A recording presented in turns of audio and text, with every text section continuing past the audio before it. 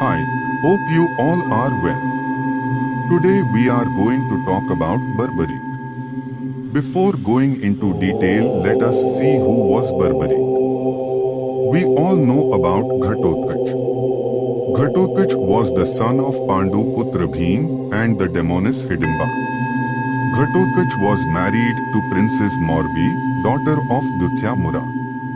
She was also known as Ahilavati. The son of Ghatotkach and Ahilavati was Barbarik.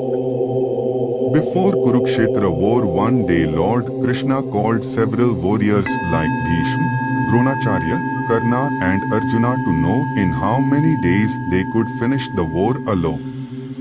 Bhishma answered that he could finish the war in 20 days. Karna said that it would take 24 days for him to finish the war. Dronacharya replied that he could finish the war in 25 days, and finally Arjuna said that he could finish the war in 28 days. After listening to all of them, Lord Krishna went to ask Barbarik to know in how many days he could finish the war alone.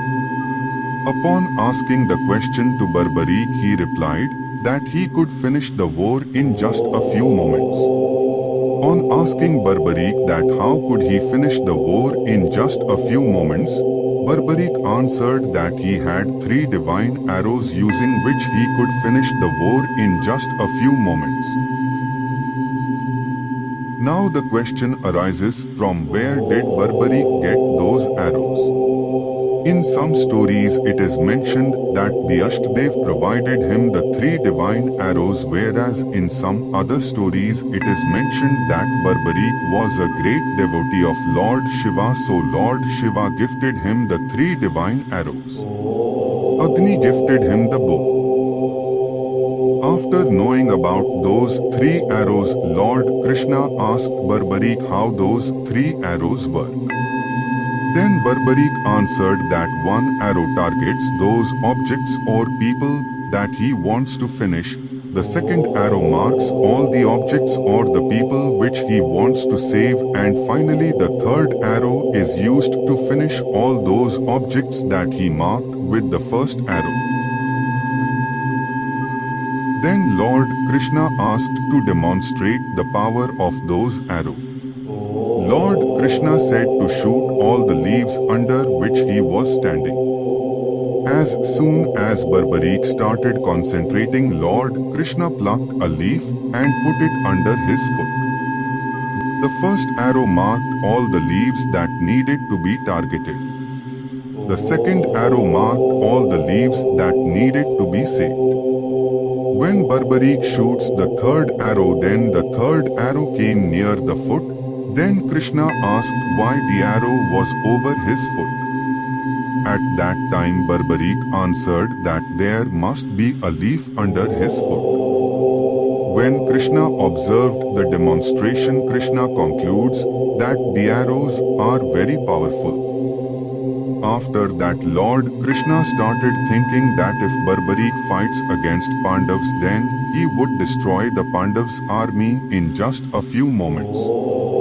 So Krishna asked Barbarik that from which side he would fight the battle. Upon hearing the question, Barbarik replied that he promised his mother that he would fight with the side which would be weaker than the other side.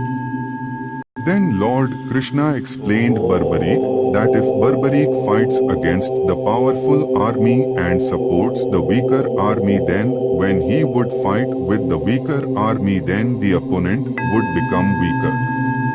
So in this way he would have to continuously oscillate between the 2 armies, and as a result it would destroy the army of both the sides and no one would remain alive except Barbarik. So Krishna asked for Barbarik's head. And Barbarik agreed to give his head, but with one condition. That he wants to watch the entire war since he was unable to participate in the war. Krishna agreed and placed his head in some top position from where he could watch the entire battle clearly. After the end of the battle, everyone started arguing that who was the greatest warrior in the battlefield. At that time, Lord Krishna asked them to ask the same question to Barbarik, as he observed the entire war clearly. So he was the one who could say who was the best warrior among them. Upon asking Barbarik that who was responsible for the victory of the Pandavas, Barbarik answered that Lord Krishna alone was responsible for Pandavas' victory. He further continued that the one who was killing was Lord Krishna and the one who was getting killed was also Krishna himself. Barbarik is not mentioned in the Mahabharata of Ved Vyas. Barbarik is worshipped at different places with different names. In Rajasthan, Barbarik is worshipped with the name Ghatotkach, whereas in Gujarat he is worshipped as Baliyade. In Nepal he is known as Yalambar, the Kirat king, and in Kathmandu he is worshipped as Akash Bhairav. Thanks for watching the video. If you enjoyed the video, kindly like, share and comment. If you are new to this channel, subscribe to the channel and click the bell icon. Please follow us on Instagram, link is in the description.